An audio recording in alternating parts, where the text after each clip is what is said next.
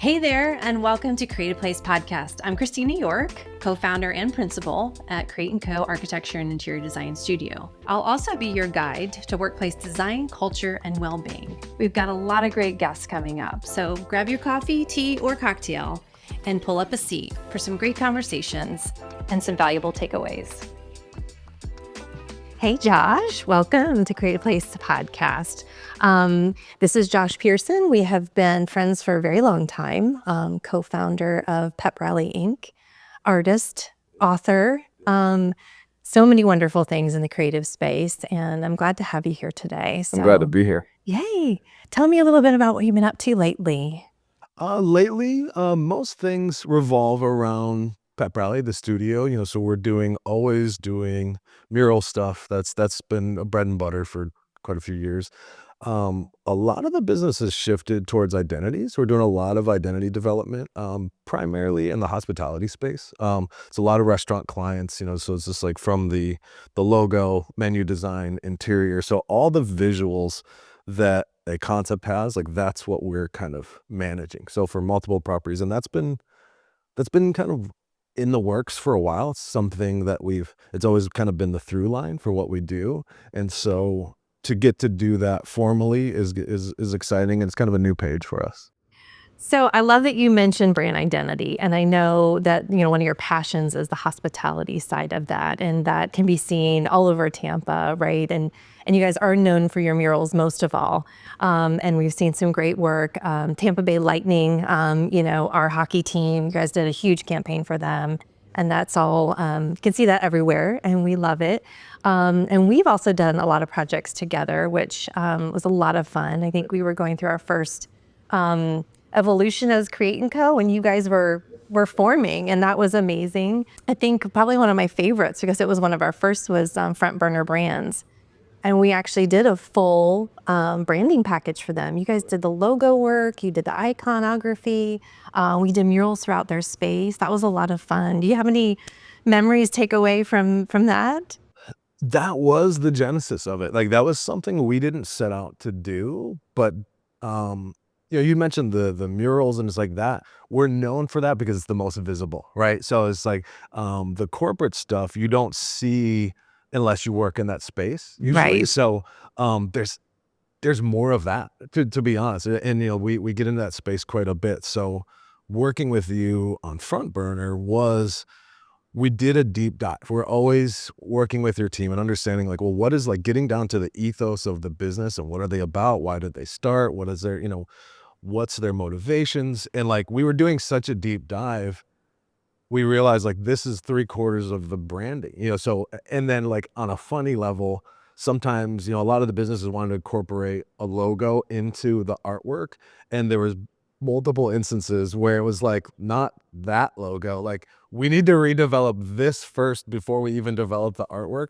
And it kind of spawned into that. So it wasn't something we set out to do, but it's something that's become one of our favorite things and one of our strongest suits, to be honest. And like it's all extremely parallel. So it's just like from the interior design stuff to the art piece, like it all has to be cohesive. So that's the most important part of that. Is like, that's why I liked working with your team so much, is like we think about and approach these projects very, very similarly, where it's like you're thinking about it holistically. You're thinking about the people in the building and not just the project. So that's our goal. And it's like, and if we get to fortunately kind of be the icing on the cake in a lot of ways. So it's just like, and pull it all together. So super fond memories of all that. Yeah, I love that. I actually remember being out in the parking lot out back of our studio burning wood, because we were experimenting with how, this front burner concept, and, kind of what does that look like if it's kind of burned or, embellished like that. I think that was a lot of fun.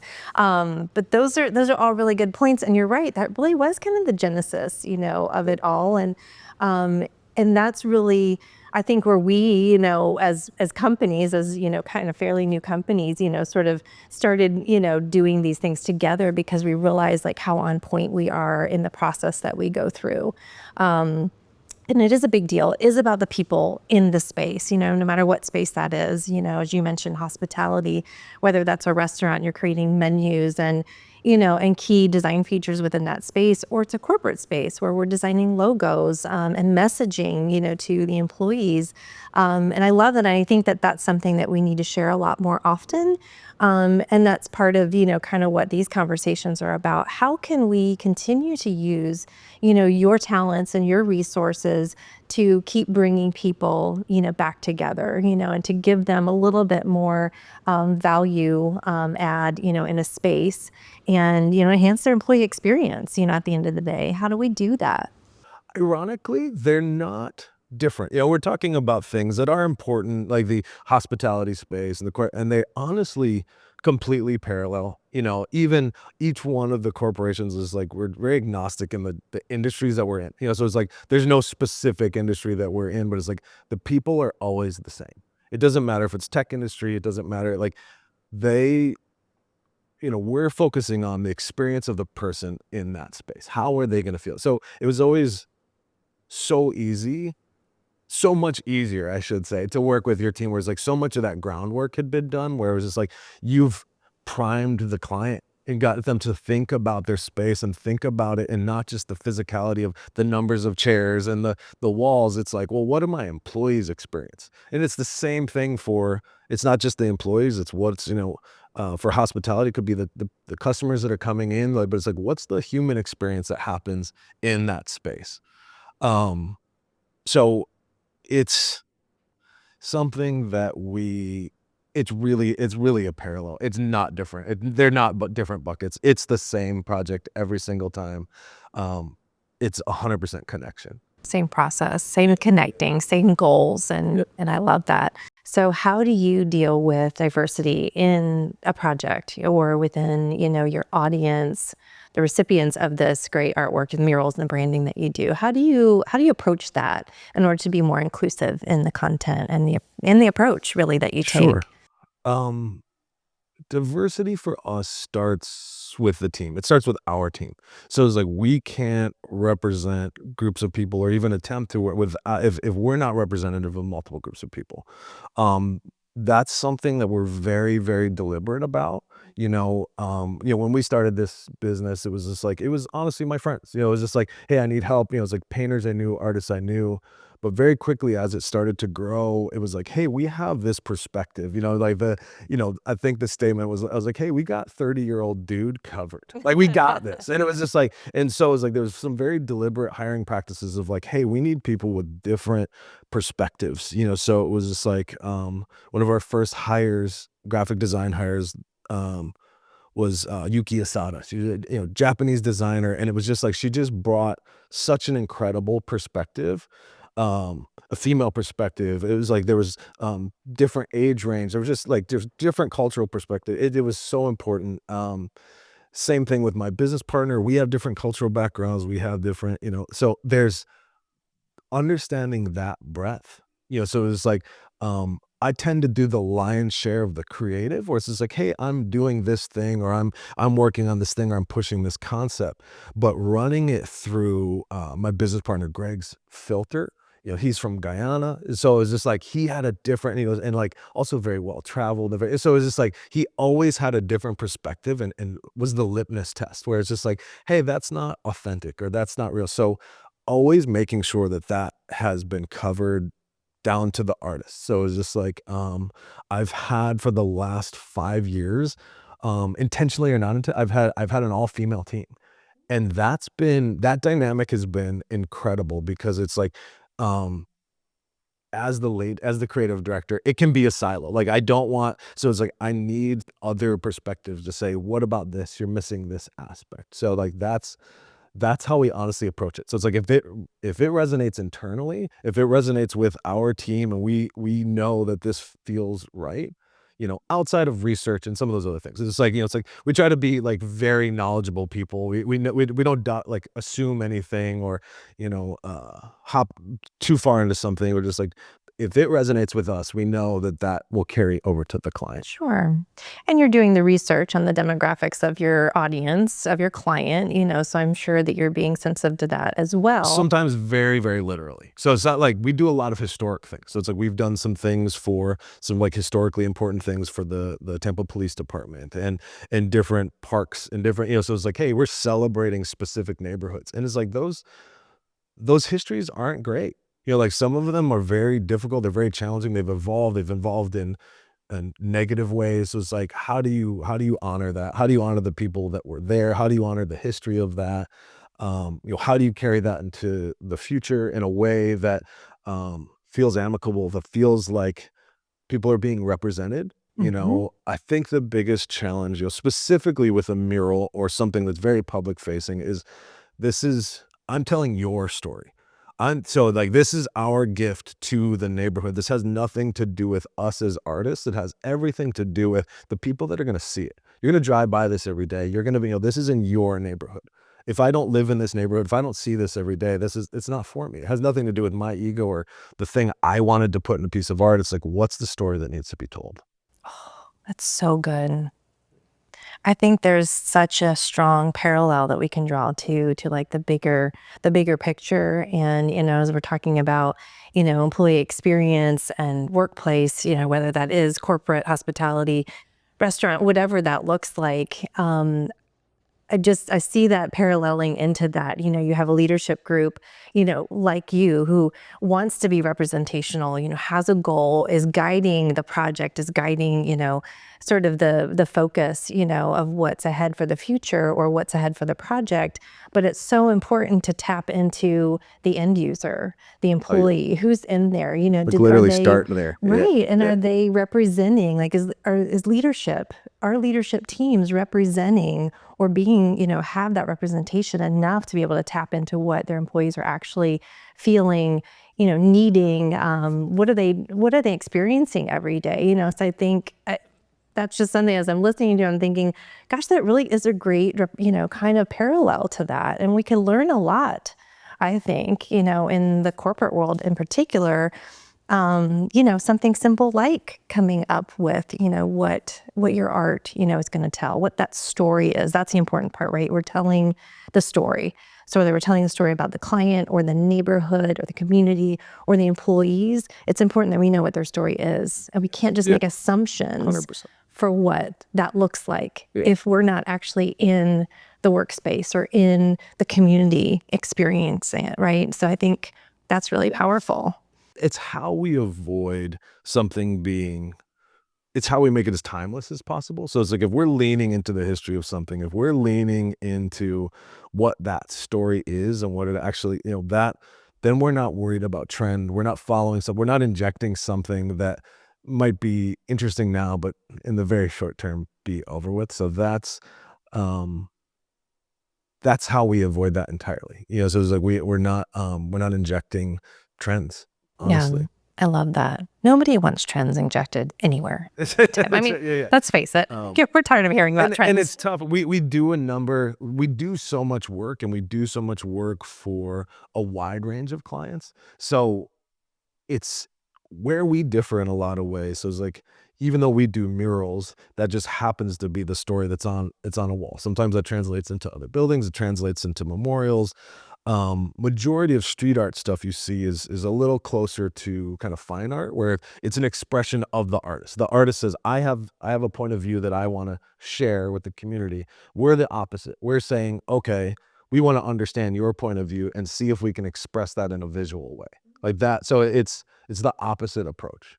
Yeah. Um, which honestly allows us to be very, very creative, very, where it's like it's challenging, it's more difficult, it's like you can't rely on style as much. It's like, hey, you have to be able to be nimble in styles and understand what the story needs or what that neighborhood needs and what will resonate. And we don't a lot of the ways that happens, we've literally had questions and sat down with people and sat down with neighborhood leaders and so we've had very, very extensive time and research put into, and it's like we're filtering down. It's like that's really our job. In the corporate space, a lot of times they'll say, like, oh, I don't want to inhibit the creative. And it's like, no, no, no, it's the opposite. I want to know the entire history of this company. I want to know where you're going, where you're, who your employees are, who the base is, where, like where your other locations. Like, so we're telling the story of not just the business, but like its space in Tampa Bay. Because we do like predominantly a lot of our stuff in Tampa. And like Sure. the beauty of Tampa is like for the size that it is, there's a tremendous amount of like it really is a melting pot. There's people from all over this country, there's people from all over this world. Like, and it's that cross section is really, really fascinating. It's one of the things I love so much about Tampa. Yes. Um, Even the diversity of types of businesses. So it's like we have, we talked about kind of some of the sports stuff, financial things, tourism. Like there's this really interesting cross section of businesses and people that come here. It's like it's no secret that Tampa is absolutely exploding. So we get that opportunity. We got it all going on. And it becomes the challenge, right? So it's like, hey, how Yeah. do you celebrate a history or a culture that's evolving very, very quickly? That might be the hardest part, to be honest. In a place that's surrounded by so many other cultures and so many 100%. other Yeah, yeah. things. So that can be a challenge. Well, tell me about a space or a project that, that the clients or, the community has come back to you in a really positive way. And they feel like, is there some situation that you found like, wow, they got it? We hit the mark. Yeah. There was a major, there was an impact that was left and you were able to see that and hear that from them. There's quite a few because that's a goal. It really is the goal. It's not to get the job done. There's some large ones and small. Large, Sparkman Wharf. That was we got an opportunity. Like we are passionate. We love Tampa, so we got an opportunity to say like, what are all things Tampa? How this was very much a gathering space of restaurants and multiple. It was like people they're doing yoga there. They're doing so it was just like this was a big deal, and it's like we had to encapsulate the feel of it, and in a way that was going to go for a very long time. So And for those that are not familiar with Sparkman, give me a 30-second description of what this, and I know what it is. It's an awesome place to hang out. Park. It's a park in a new development in a new space in Tampa, but it's shipping containers that are all, there's multiple restaurants. So it's like, so the restaurants are kind of the core piece, but there's retail, there's parks, there's a stage. So it's like, it's very, very much a community center and in a space that previously was not. There was kind of some retail stuff, but it wasn't embracing the water, it wasn't embracing the bay, it didn't the development that was there previously didn't fit Tampa. It didn't fit the vibe. Now it's like that place is packed with families. That Didn't feel place like is you could even packed with access the water. I mean, it was a real 100%. Yeah, yeah. challenge. Yeah. So they opened all The that up. cruise ships are there. That's where they dock too. So it's just like there's a tremendous amount of people that's their first impression of Tampa. So we didn't take that lightly. It was just like, hey, what do we want to convey? What should it feel like?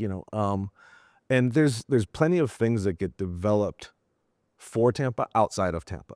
So it was just like, so it was even some of the identity things have been developed outside for this. And it's like once we got brought on, we honestly steered a lot of it. We steered a lot of the creative and think like it forced some of the other developers to change what they're doing because it resonated super well.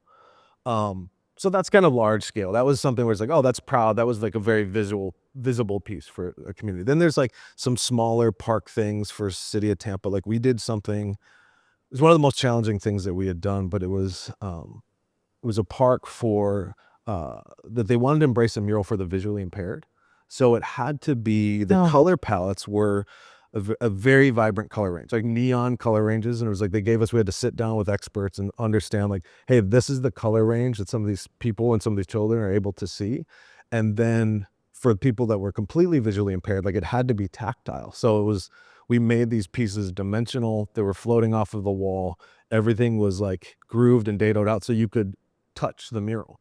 So like we had to make something that was aesthetically pleasing, but also like engaging all the opposite senses that a mural typically it includes. So it was just like that. It had to have wheelchair access, so it's like it couldn't be too high. So like the number of considerations that we had to do, just the simple like logistics of thousands of kids will touch this. What's the material? What's the those sort of things, but that impact, like watching kids get a park that that was for them So it was like there was playground equipment that they could use. There was things that there was tactile things that people could play with that, for people on the spectrum. Like it was just like it. So the larger impact of that, and to just be part of that, was incredible. Like that was extremely impactful. Oh, that had to be amazing. And watching those folks interact with that space, that's got to be really empowering too. And you did touch a little bit on that neurodiversity or neurospicy, Yeah, yeah, yeah, yeah. community that we have out there, and that is becoming more and more of a conversation in everything that we do. It's not just diversity in, all the things that we're used to talking about, but it's also how are people interacting with their spaces, and, is it positive or negative? I think we kind of tend to miss out on some pretty brilliant minds out there when we're not paying attention to folks that are autistic or on the spectrum of some way or another, or any sort of neurospicy, Yeah. situation, because, we're not designing the spaces. We're not designing these installations. We're not thinking about that holistically every time, because they're not very loud about it. They don't go out there and promote, that for themselves. And so I think that really is, I'm glad you touched on that, because I think that is becoming more and more important, for that situation, for your installation, but also in the workplace and in other spaces that we're designing, 100%, hospitality and 100%. everything else. So I love that.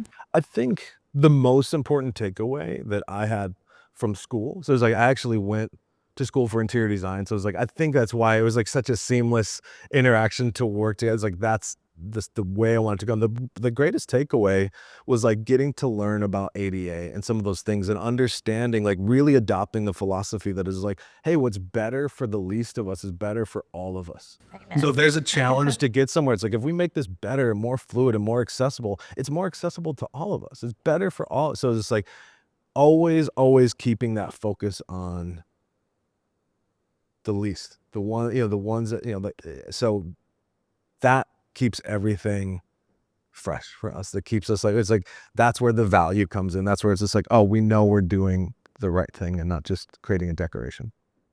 What's the legacy that you hope that PepRally leaves behind in this space as we go into the future? Sure. The legacy is internal, right? So it's studio facing. And what I mean by that is I wanted to create a space for artists, that artists could come in, could learn a craft, could apply their skills. So it's like whether it's a graphic designer, a painter, or fabricator, they could come in, feel safe, develop their abilities, expand their abilities, be involved in projects that they might not be involved in. So it's like there's some large scale things that we get to do. There's a tremendous amount of collaboration. So like my legacy would be that studio, that providing a space for artists that I didn't have. I think it's really difficult to navigate as an artist and say like, well, like I want to make things, I want to express myself, I have creativity, but making that transition or that translation to the corporate world, how do I make money? That's the thing I want to show, that you can do this, you can do it with integrity, you can do it creatively. It's not a selling out or any of these other things. Like you can actually express yourself in a way and provide and make a living as an artist, um, in somewhat non-traditional way. But it requires collaborating. It requires being open with each other. It requires being part of a team. That's not always recognized or even pursued as artists. It tends to be a very like individual pursuit. So it's like I'm the biggest fan of collaboration. I think we learn from each other. I've done this for so long, and I feel like still I learn every day. So as I grow older and my designers grow younger and younger, like that new perspective, like makes sure I'm listening to their perspective and seeing, and not only allowing them to express it, but allowing myself to hear it and learn from it and recognize it, because it's constantly evolving. Yeah. And what a great space to do that. And it's so inspiring that and your partner were able to make that space available to them. And I think that's my favorite part of what we both do, is that we have that younger generation, all of these creative, these amazingly talented people that we can just, sort of let them do their thing, Yeah. foster that and be a part of that. And I think that's awesome. And you still do a lot of your own artwork as well. Yeah. And so I have your book here that came out. This was just released. Yeah, it's been just about a year now, yeah. Yeah. So it's a really good, I'll let you talk about it for just a second because I loved it and I went through it just getting a better glimpse into your head a little bit, and seeing you express your own personal artwork is super inspiring. And I love that you still have the energy to do that at the end of the day after fostering your team and going through the projects that you go through. And you work a lot. I know you guys are very busy and you do a lot of great projects. And so I love that you make time to do your own thing too. And is there anything you want to share with us about the book? And there we will, have this in the show notes too, where you can find this Perfect. and get a little glimpse into Josh's personal art style and his journey. I think the importance for me was we had touched on it's always the client story. It's so it's like I've been telling stories for 20 years for other people, museum things, all so and I love that. It's one of my favorite things to do, but doing it as long as I had, I wanted to make sure I hadn't lost my voice and there was a perspective and say like make sure I wasn't hiding, behind the studio. It's like, oh, there's a reputation of the studio, there's these other things, but it was just like what as an artist, quite honestly, am I afraid to do?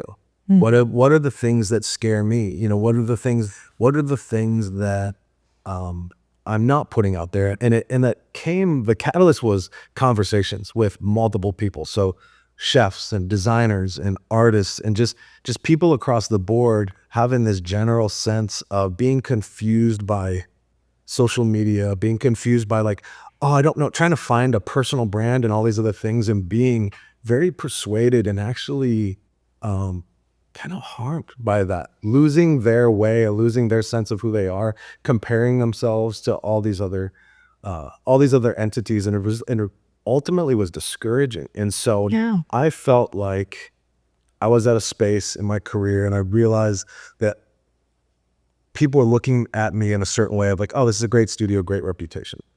But there was no point where I had said, hey, these were the struggles. These are the daily struggles. These are some of the struggles that happened on the way up here, things I didn't know would happen, didn't know the impact of those. This is how we get through it. These are the things that happen daily. Yeah. And we tend to present the opposite. We tend to present even the portfolio, even the murals, even these things. It's like, oh, this is our best thing. This is what we did. None of the background is shown in that. So I wanted to be vulnerable.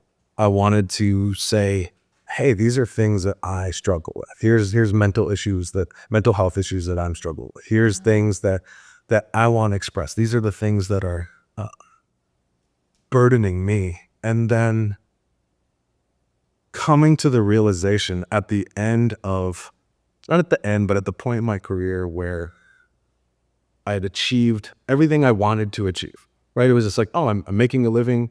My family is healthy. Finances are fine. And feeling like, oh, if I hit that point, my mental health will be fine. And then going, oh, that's not okay.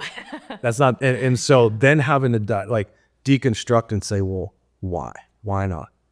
And the overall kind of arching thing is realizing like I was making the mistake of thinking my business, my art, my family were in these different buckets. And it's like coming to the realization that this is one thing. It's one life. So it's like my rest is important. My, the time, it was like, it was the inverse of what we're displaying. So people would look at achievements and go, what a huge mirror, what a great product, what a great thing that you created. But really realizing that it's like the most important thing that I'd ever done was the really minute silent things that happen with my family, the things that happen in the studio, those like times where we take a moment to speak, me and the designer, there's an intimate moment where it's just like, hey, what's going on with you personally?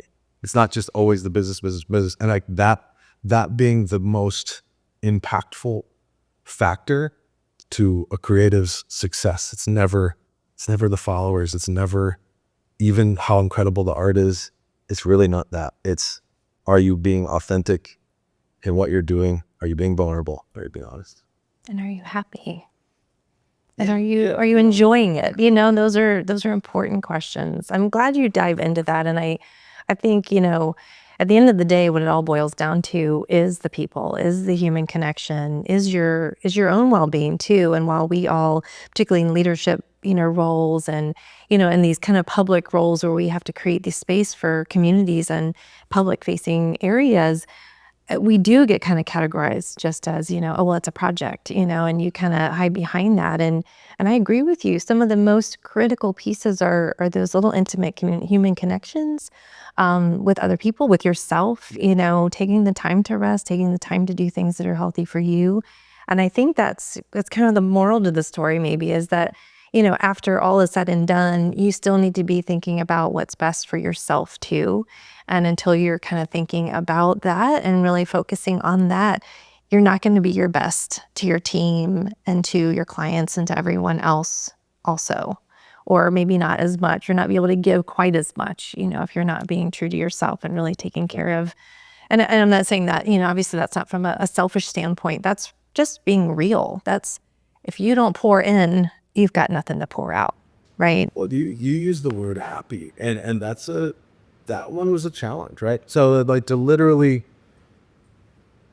I identified that it was like no happiness whatsoever is coming from any project, any deal that was closed. There was no, and I don't mean to disparage that, but it was like, oh, the happiness came from, was always in the small moment of creating it. So it's like, yes, we do the art. The art is important. It's critical, but it was like, that's just to maintain and keep the studio moving forward. So we get the opportunity to gather as artists, to gather as people, to connect to our community. Like that's the opportunity that we're looking for. It's like the happiness is there. It's never, the projects are a struggle. The projects are a challenge. They're like, that's not, that's never, I've never, I don't want to dismiss like what I've been able to accomplish with these others, but I've never been on a wall. Like I'm so happy to be painting. It's usually like, man, I'm tired and I'm thinking about other things. Like that's more of the grind part. That's what's critical, and I think that's a great takeaway, as we wrap up today. And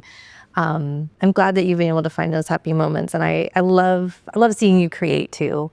And I want everybody to check out your book, and also to check out your awesome work, and all the blood, sweat, and tears that you put into it. And, I know that is just such a passion for you guys. And so tell us where we can find you, and, personally and professionally. How can we find PepRally? And The studio website is PepRallyInc.com, and then my personal Instagram is Joshua T. Pearson. awesome. So like from those two standpoints, you can branch off and go from there. All right. Well, thanks so much for joining me today. I'm sure you'll be back at some point to talk about some cool new stuff that we're working on. But in the meantime, I appreciate your time, and it was great talking. Hey friends, if you enjoyed today's episode, please join in the conversation at Create a Place Podcast on LinkedIn or Instagram. And don't forget to subscribe. We're so glad you tuned in to Create a Place, and look forward to seeing you next time.